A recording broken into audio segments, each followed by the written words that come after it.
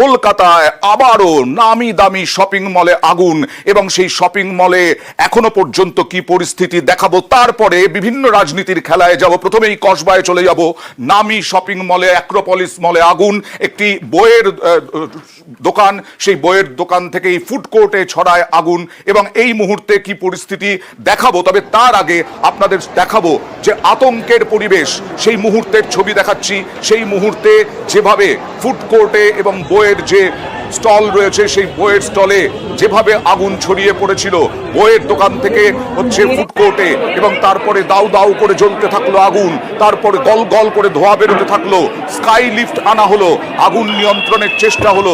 ঘটনাস্থলে চলে গেলেন দমকল মন্ত্রী সুজিত বসু, সমস্ত কর্মীকে বাইরে নিয়ে আসা হলো এবং যারা ক্রেতা ঢুকেছিলেন তাদেরকেও বাইরে নিয়ে আসা হলো। এই সেই মুহূর্তের ছবি দেখছেন। কাঁচ ভাঙা হলো, কাঁচ ভাঙার পরে কাঁচ ভাঙা স্কাই লিফট নিয়ে আসা হলো, ব্রঙ্কো স্কাই লিফট, তারপরে কাঁচ ভাঙা হলো। এর আগেও ভেতর থেকেও কাজ ভেঙেছিলেন দমকল কর্মীরা, যাতে আগুন বেরোতে পারে তার জন্য পর কাজ ভাঙা হলো। এবং এখন কি পরিস্থিতি দেখাবো, তবে তার আগে আতঙ্কিত কিরকম ছিলেন মানুষজন ওইখানে দেখাবো। কসওয়ার্ড বুক স্টলে যে গেছে ওখানেই আগুন লেগেছে, শর্ট সার্কিটের মাধ্যমে হয়েছে। কসওয়ার্ড বুক স্টল না, খুবই আতঙ্কিত আমরা এই মুহূর্তে। আমরাও ফোর্থ ফ্লোরে কাজ করতাম, কসওয়ার্ডের মধ্যে দেখছি হঠাৎ করে আমরা মর্নিং শিফটে ডিউটি এসেছিলাম, তো হঠাৎ করে দেখছি কালো ধোঁয়া বেরিয়ে যাচ্ছে। আমরা সত্যি আতঙ্কিত, আমরা বেরিয়ে যাই ফায়ার এক্সিট দিয়ে। উপরে চিলিস রেস্টুরেন্ট আছে, পরপর আর গুমগুলো লেগে আছে না, পুরো বই খাতা ক্রসওয়ার্ডে ছিল, পুরো বইয়ের দোকান থেকে মেনের বই দোকান থার্ড ফ্লোর।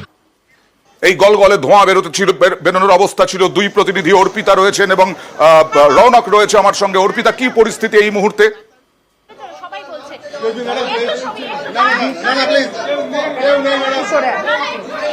অর্পিতা, শোনা যাচ্ছে? কি পরিস্থিতি এই মুহূর্তে? আমি বলে সাইডে সরে যাবো। দেখো, এই মুহূর্তে সুজিত বসু তিনি কিন্তু এসে পৌঁছেছেন এবং শপিং মলের ভেতরে, অর্থাৎ একেবারে অ্যাক্রোপলিসের ভেতরে তিনি কিন্তু পৌঁছে গিয়েছেন। শপিং মলের দরজা বন্ধ করে দেওয়া হয়েছে, সিকিউরিটি গার্ড সেখানে কিন্তু সংবাদ মাধ্যমকে আর প্রবেশ করতে দিচ্ছে না, কারণ ভেতরে এখনো থার্ড ফ্লোর এবং ফোর্থ ফ্লোরে বেশ কিছু জায়গায় কিন্তু এখনো অব্দি ধোঁয়া বেরোচ্ছে। ফলে সেখান থেকে কোনোভাবেই যাতে আগুন যাতে না ছড়ায় বা কেউ যাতে আহত যাতে না হয়, সেই কারণে মিডিয়া পার্সনদের ভেতরে প্রবেশ করতে দেওয়া হচ্ছে না। সুজিত বসু, এই যে দেখছো কাঁচের যে দরজা রয়েছে, এই কাঁচের দরজা দিয়েই তিনি উপরে গিয়েছেন এবং এই যে স্কাই লিফট, সেই স্কাই লিফটের মাধ্যমে সেখান থেকে বাইরে থেকে কাঁচ ভেঙে এবং ভেতর থেকে কাঁচ ভেঙে ধোঁয়া নির্গত করে আগুনের পরিস্থিতি কি নিয়ন্ত্রণে? আগুন নিয়ন্ত্রণে তারা চেষ্টা করেছে। এখন কিন্তু অনেকটাই আগুন নিয়ন্ত্রণে, দমকল মন্ত্রী। আমি একটু রৌনকের কাছে যাব। রৌনক, বাইরে থেকে কি দেখা যাচ্ছে? বাইরে থেকে স্কাই লিফট দেখা যাচ্ছে, স্কাই লিফট দিয়ে এখনো পর্যন্ত আগুন নিয়ন্ত্রণে আনার চেষ্টা, না কাঁচ ভাঙা এখনো চলছে?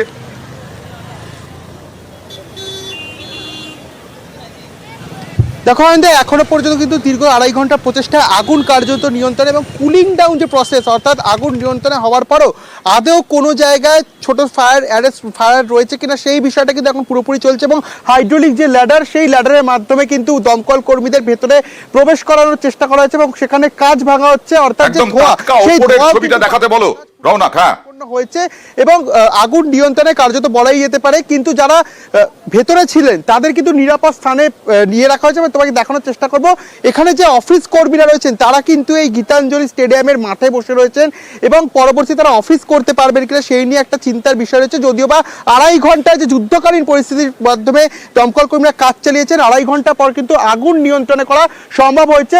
যদিও বা দমকল কর্মীরা প্রবেশ করেছেন ভেতরে, খতিয়ে দেখার চেষ্টা করছেন আরো কোনো জায়গায় এরকম ফায়ার রয়েছে কিনা বা ধোঁয়া কোনো জায়গায় অবশিষ্ট রয়েছে কিনা সেই বিষয়ে কিন্তু খতিয়ে দেখার মধ্যে এখনো পর্যন্ত যারা আমি আসবো তোমার কাছে। সুজিত বসু কি বললেন? সুজিত বসু বললেন যে এখনো পর্যন্ত বলা যাবে না কিভাবে আগুন লেগেছে, ফরেনসিক আসবে, তারপরেই তদন্ত হবে এবং এর আগে বইয়ের দোকানে ওয়েল্ডিং এর কাজ চলছিল, সেইখান থেকেই আগুন লেগেছে বলে এখনো পর্যন্ত প্রাথমিক অনুমান, বললেন দমকল মন্ত্রী।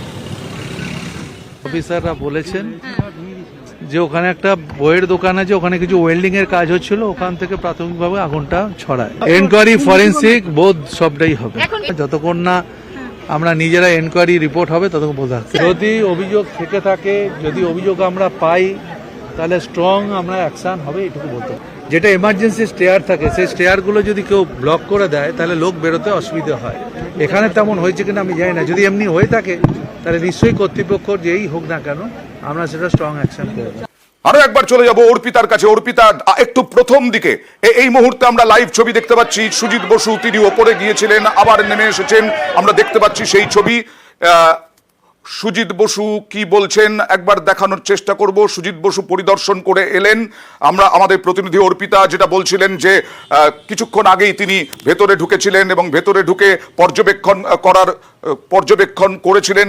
এখন সুজিত বসু বেরিয়ে এলেন এবং কিছুক্ষণ আগে আপনাদের জানাই দুপুর 12টা নাগাদ বলা হচ্ছে এই নামি শপিং মল অ্যাক্রোপলিস মলে সেখানে আগুন লাগে। বইয়ের দোকান থেকে আগুন লেগেছে এবং তারপরে বইয়ের দোকান থেকে ছড়িয়েছে ফুড কোর্টে।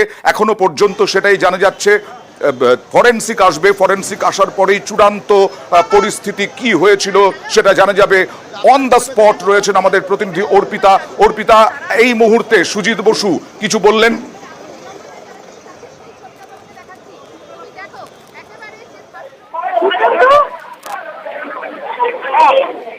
সুজিত বসু এই মুহূর্তে তিনি কিন্তু বাইরে বেরিয়ে আসছেন। আপনাদেরকে সেই ছবি দেখা দিই, তিনি তিনি তিনি বাইরে বেরিয়ে আসছেন। তিনি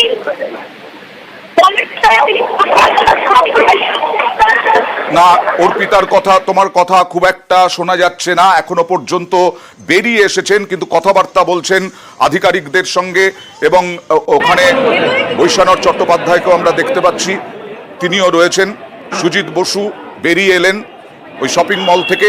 দুপুর 12টা নাগাদ আগুন লেগেছে বলে প্রাথমিকভাবে অনুমান এখনো পর্যন্ত। অ্যাক্রোপলিস মলের 4 তলায় এই আগুন লাগে, তারপরে ওপরের তলাতেও 5 তলাতেও আগুন ছড়িয়ে পড়ে বলে জানা যাচ্ছিল। বইয়ের দোকানে প্রথম আগুন লাগে এবং আগুন ছড়ায় মলের ফুড কোর্টেও। অর্পিতা, বলা যাবে কথা শোনা যাচ্ছিল না।